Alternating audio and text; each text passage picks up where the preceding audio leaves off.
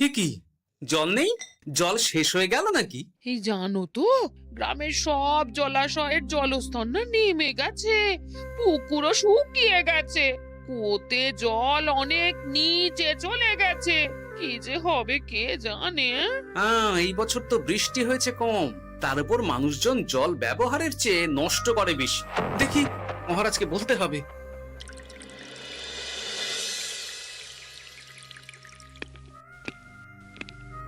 এই তো গোপাল এসে গেছে। শুনেছো, রাজ্যে সকল জলাশয়ে শুধু শুনিনি, চাক্ষুষ দেখেছি, আর এর কারণ ও তার সমাধানও ভেবে এসেছি মহারাজ। তুমি কি বলতে চাইছো সেটা বলো না খোলসা করে। মহারাজ, আসন্ন দিনে জলাভাব মেটানোর একটাই উপায়, তা হলো প্রজাদের উপর কর চাপানো। মহারাজ, আমার ঠাকুরদা বলতেন, যা মেলে মূল্য বিনে তার মূল্য কে আর জানে। আমরা যেহেতু জলের মতো এত মূল্যবান সম্পদ বিনামূল্যে পাচ্ছি, তাই একে গুরুত্ব দিতে শিখিনি। সবাই মিলে দেদার জলের অপচয় করছে। আমি এই অপচয়ের বিরুদ্ধে কর বসানোর পরামর্শ দিচ্ছি মহারাজ। জলের জন্য দেবে দাম, ছুটে যাবে কাল ঘাম। হ্যাঁ, যখনই জলের জন্য কর দিতে হবে, তখনই জলের অপচয় বন্ধ হবে। এতে লাভটা কি হবে গোপাল? মানুষ কম জলে কাজ করা শিখে যাবে, ফলে আগামী দিনে যদি জল সম্পদ কমেও যায়, এই কৃষ্ণনগরের প্রজারা আগে থেকেই তার জন্য প্রস্তুত হয়ে যাবেন। কিন্তু আমি আমার প্রজাদের কাছ থেকে জলের দাম নেব গোপাল? না মহারাজ, কর বাবদ যে অর্থ উপার্জন হবে, তার সাথে আপনার দান মিলিয়ে রাজ্যের মধ্যে একটা বিরাট কৃত্রিম জলাধার বানানো হবে। বাহ বাহ বাহ! যেখানে বৃষ্টির জল সংরক্ষণ করা যাবে মহারাজ। এতে সারা বছর ধরে আর কোনো জলের অভাব থাকবে না মহারাজ। গোপালের প্রস্তাব বড় ভালো লেগেছে। আগামী দিনে ইতিহাসে এই কর্মযজ্ঞের কথা লেখা থাকবে বলেই আমার বিশ্বাস। আর তাই আমি গোপালকে এই মুহূর্তে 50টি স্বর্ণমোহর উপহার দেব বলে ঘোষণা করছি। সাধু সাধু সাধু।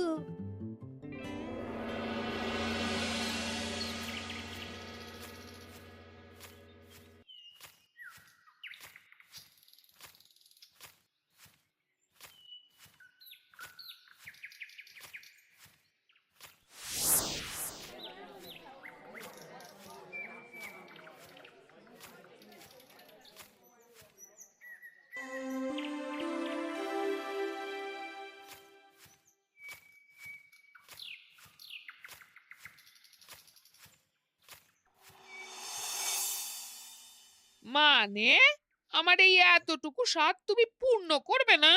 আমি কি নিজের জন্য চেয়েছি নাকি? সবই তো পাবে তোমার মেয়ে আর জামাই। হ্যাঁ, সে বুঝেছে গিন্নি, তাই বলে এতগুলো মুদ্রা আমি খরচ করতে পারবো না। পারবে না? আমি তাঁতির বাড়ি থেকে মেয়ে জামাইয়ের জন্য কয়েকটা শাড়ি আর ভালো পাঞ্জাবি কিনে একটু পাঠাবো। কিন্তু এখন আমার কাছে অত মুদ্রা নেই গিন্নি, পরে পেলে আমি ঠিক তোমার স্বাদ পূরণ করব। আবার বাজে কথা বলার জায়গা পাও না তুমি। এতক্ষণ কোথায় ছিলে গো? আমি বেলায় নদীর পাড়ে গিয়েছিলাম, তখন কমলা আমাকে বলল তোমায় নাকি দেখেছে। কি দেখেছি?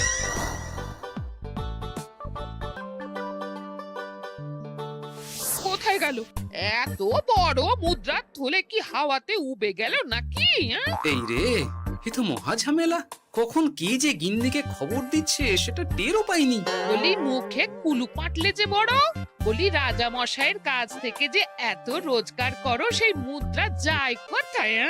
আহ, কানের মাথা খেও না তো। আমি কি তোমার কোনো কিছুর অভাব রেখেছি? বলো একবার। খাওয়া পড়া কোনো কিছুর তো কোনো খামতি নেই তোমার। মানছি রাখোনি, কিন্তু তাই বলে আমিও তোমার স্ত্রী, তোমার গিন্নি গো, গিন্নি, তাই না?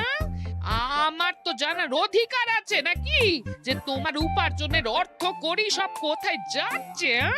জানবে জানবে, সব জানবে। এখন কিছু খেতে দাও দেখি, পেটে ছুঁচোয় ডন বৈঠক মারছে। না, এরপর থেকে আর মহারাজের কাছে উপহার পেলে ওইভাবে খোলা হাটের মধ্যে দিয়ে আসা যাওয়া করা যাবে না।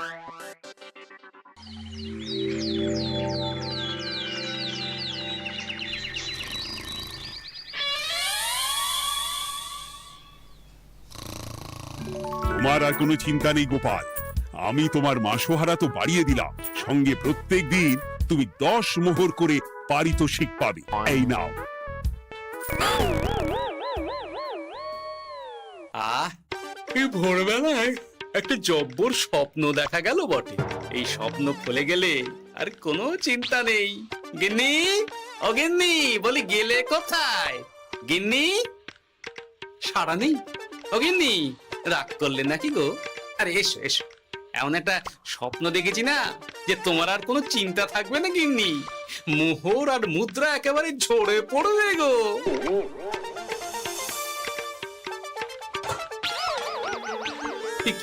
এইসব ফলাহার সাজিয়ে রেখে গেল কোথায় গিন্নি? নিজের বাপের বাড়িতে তো যাবে না, কেউ নেই সেখানে। মেয়ের বাড়ি গেল নাকি? না, মেয়ের বাড়িতে তো গিন্নি যায় না।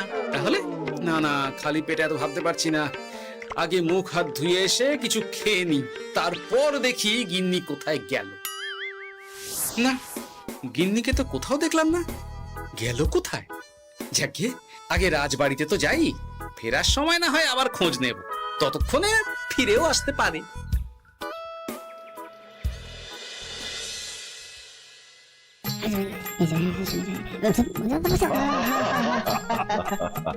বাহ বাহ বাহ, একেই বোধহয় বলে সঙ্গগুণ। অনেকদিন এত হাসি নিয়ে। যা বলেছেন মহারাজ। হাসির চোটে পেটে ধরছে খিল। কর্তা আর গিন্নিতে দেখছি রয়েছে অনেক মেল। কি গিন্নি, তুমি এখানে কি করছো? একই গোপাল, তুমি রাজসভায় এলে যে বড়। তুমি নাকি রাজসভার কাজ থেকে অবসর নিতে চেয়েছো? হ্যাঁ, এই কথা কে বললো মহারাজ? এই তো উনি বললেন। বলি আমি আবার কি করব?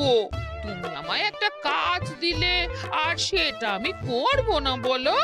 আমি তোমায় কাজ দিলাম? কি কাজ? বাবা গোপাল, তুমি কি আকাশ থেকে পড়লে নাকি? তুমি তো তোমার গিন্নিকে বলে পাঠিয়েছো যে তুমি আর রাজসভার কাজে যোগ দিতে চাও না। তোমার নাকি আর কাজে মতি নেই, তুমি বিশ্রাম চাও। এই রে, গিন্নি দেখি ভয়ঙ্কর চাল দিয়েছে। আমার নামে রাজসভায় এসে এইসব বলেছে।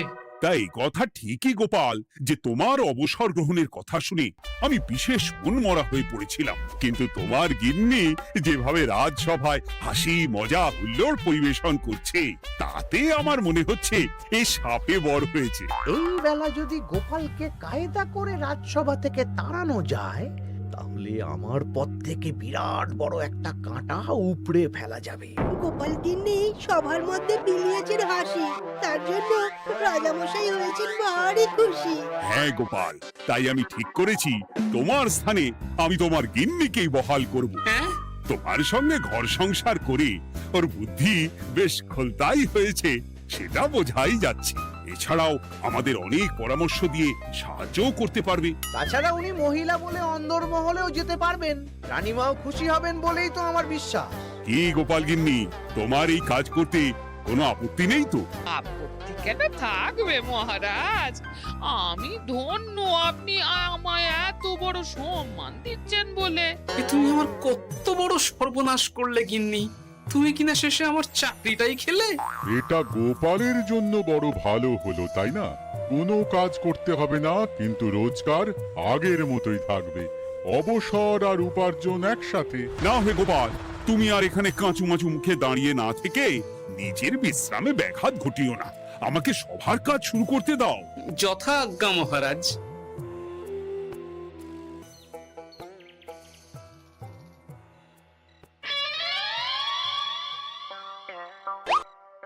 মানে মহারাজ সমস্যার সমাধান করতে দিয়েছেন তোমাকে, আর তার উত্তর দেব আমি? কেন? তুমি আমার চাকরি খাবে আর তোমার সেই চাকরি রাখার দায় নেব আমি? হ্যাঁ হ্যাঁ, নেবে। মানে কাল রাজসভায় মহারাজের সমস্যার সমাধান করব, সেই মতো কথা দিয়ে এসেছি। হ্যাঁ, আগাম 10টা মুদ্রাও বাগিয়ে এনেছি। তার থেকে তোমায় একটা মুদ্রা দিলাম। এখন মানে মানে আমাকে উত্তর বলে দেবে, না হলে আমি। কেন দেব? আমি পাবো একটা মুদ্রা, আর তুমি আমার কাছে উত্তর জেনে নিয়ে সেটাই বলে পাবে 9 মুদ্রা। কিছুতেই না। বলবে না? না। তাহলে ভালো করে শুনে রাখো, আজ থেকে ঘরের উনুনে হাঁড়ি চড়বে না। চাকরি তো খুইয়েইছ, এবার না খেয়ে প্রাণটা খোয়ানোর জন্য তৈরি হয়ে যাও। হ্যাঁ। ওরে বাবা, এমন কথা কেন বলছো গো গিন্নি? তুমি তো জানো যে খিদে একদম সহ্য করতে পারি না। এখন যদি তুমি এইসব বলো, তাহলে আমার রক্ষে নেই গো। বেশ, তাহলে তাহলে আমি যা জানতে চাইছি সুসুর সুসুর করে বলে ফেলো দেখি। এ আমি কি শাঁখের করাতে পড়লাম রে বাবা! ঠাকুর, এত দুর্ভোগ লেখা ছিল, ঘরে বাইরে সব জায়গায় এত হেনস্থা যে সহ্য করা যায় না ঠাকুর।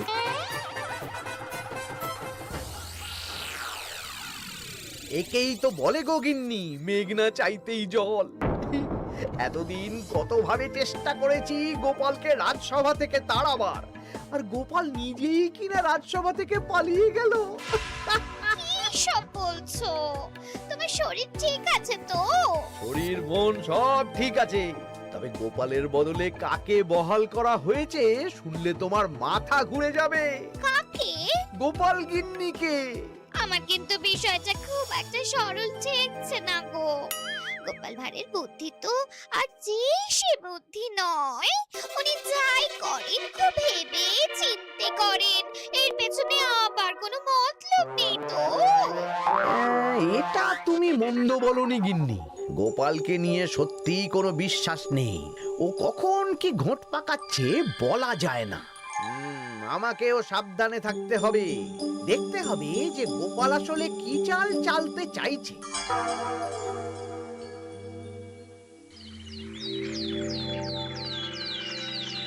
হ্যাঁ গোপাল গিন্নি, এই একটাই প্রশ্ন আমায় সারা রাত ধরে জাগিয়ে রেখেছে।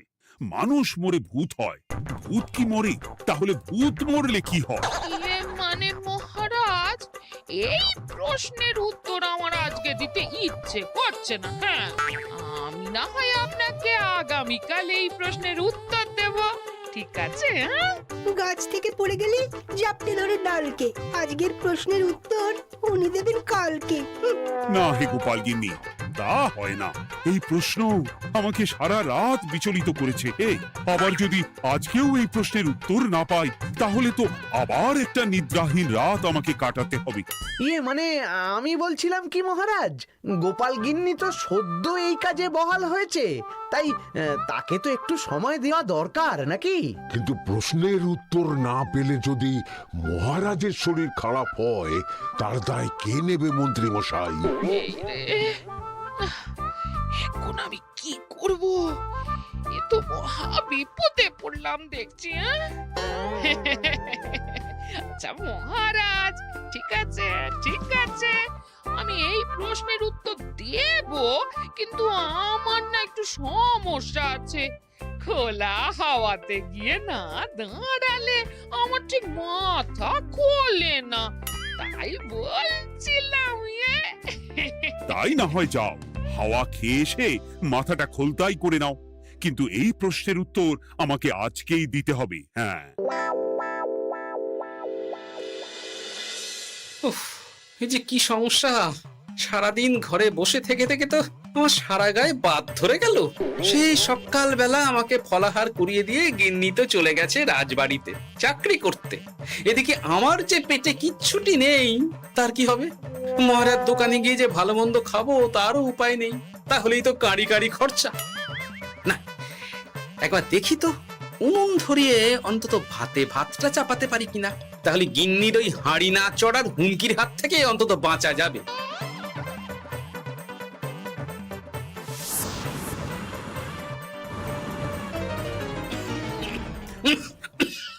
ও বাবা গো, ও বাবা, এত কেসে কেসে সোজা শেষ যাত্রা হয়ে যাবে আমার।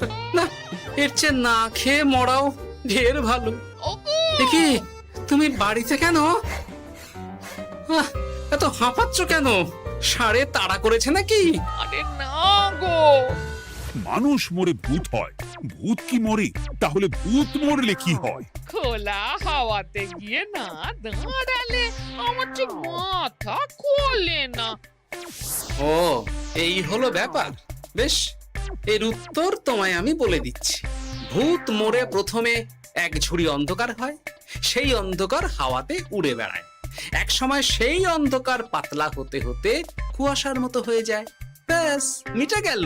ব্যাস, মিটে গেল। যদি রাজা মশাই এই কথা বিশ্বাস না করেন, তুমি হলপ করে বলবে আপনি যখন মরবেন একদম মিলিয়ে নেবেন মহারাজ। এর চেয়ে এক পা এদিক ওদিক হয় না যেন। হ্যাঁ, এই না হলে তুমি গোপাল ভাঁড়, বুঝেছ তাহলে?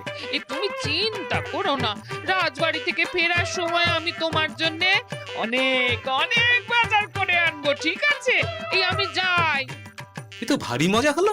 মহারাজ তক্ষুনি প্রশ্নের উত্তর চাইলে গিন্নি এইভাবে সেই রাজবাড়ি থেকে দুধ দাঁড়িয়ে ছুটে আসছে উত্তর জানতে। আমাকে তুমি একটা চাল দিয়ে কুপকাত করেছে তো গিন্নি। এইবার বুঝবে কত ধানে কত চাল।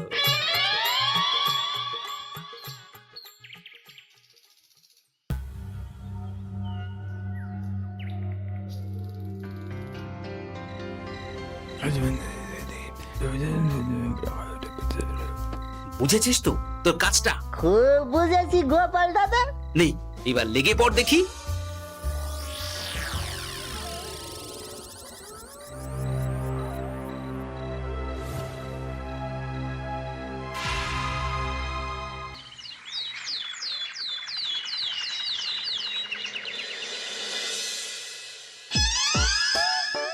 তাহলে আর বলছি কি তোমাদের, সকালবেলায় উঠে দেখি মুখের এই হাল। এই কাণ্ড কি করে হলো মহারাজ? আহ, তার আমি কি জানি। আমি সকালে উঠে আয়নায় নিজেকে এই অবস্থায় দেখে খুব চিন্তায় রয়েছি। গোপাল গিন্নি, আগে মহারাজ, গোপাল থাকলে যে কাজ করত সেটা তো তোমাকেই করতে হবে, বলতে হবে এর সমাধান কি। হ্যাঁ মানে আমি হ্যাঁ হ্যাঁ, আমার মনে আছে। তোমার তো আবার হাওয়া না খেলে চলে না। যাও যাও, তাড়াতাড়ি হাওয়া খেয়ে এর উত্তর নিয়ে এসো।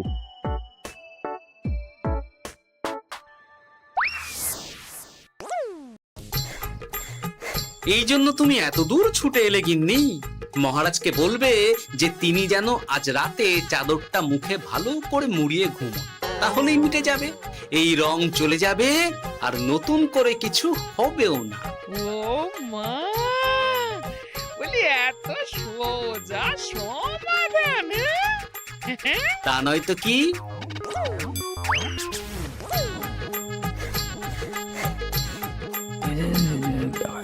কাল সারা রাত আকাশে একবার দেখলাম চাঁদ উঠেছে, আর একবার দেখলাম ঘোর অমাবস্যা। এর কারণ কি? একই রাতে দুই তিথি হয় কি করে? মানে আর একটা সমস্যা। হ্যাঁ, এটা আগে বললেই তো হতো মহারাজ।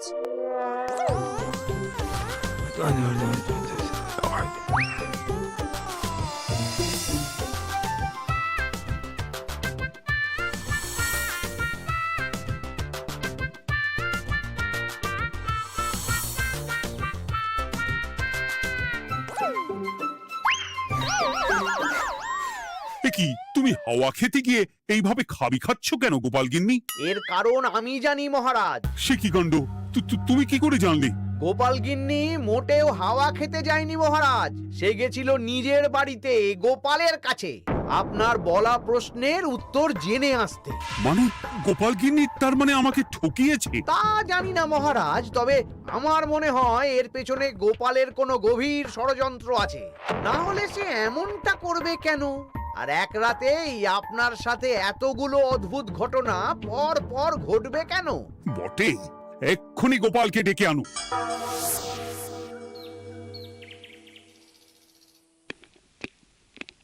না মহারাজ, আমি সত্যি অবসর চেয়েছিলাম, আর তাই আমার গিন্নি আপনার কাছে এসে বলেছিল। ওর কোনো দোষ নেই মহারাজ। না মহারাজ, আমি মিথ্যে কথা বলেছি। হ্যাঁ, উনি আপনার কাছ থেকে পাওয়া সোনার মোহর নিয়ে বাড়ি যান না, তাই আমি ওকে শায়েস্তা করতে এই ফন্দি করেছিলাম। আসলে মহারাজ, আমি আপনার কাছ থেকে পাওয়া সোনার মোহর জল প্রকল্পের কাজে লাগাবো বলে কিছু জনকে নিয়ে একটা দল গঠন করতে গিয়েছিলাম, আর তাদের কাছেই ওগুলো রেখে এসেছি। এটা যদি আমার দোষ হয় তাহলে আমি ক্ষমা প্রার্থী মহারাজ। সাধু গোপাল, সাধু তোমার উত্তর। এই কাণ্ড! আর এদিকে রাজবাড়ি থেকে বাড়ি, আর বাড়ি থেকে রাজবাড়ি করতে করতে আমার প্রাণ ওষ্ঠাগত হয়ে গেছে মহারাজ। ওহ, আমার ঘাট হয়েছে, আপনি আমায় ক্ষমা করে দিন মহারাজ। এইবার মজার টের পেয়েছ তো গিন্নি? আপনি আপনার আদরের গোপাল ভাঁড়কেই তার চাকরি ফিরিয়ে দিন মহারাজ। আমি যাই আমার হেসেল সামলাতে। কেলে পচা খুব ভালো করেছে বলতে হবে।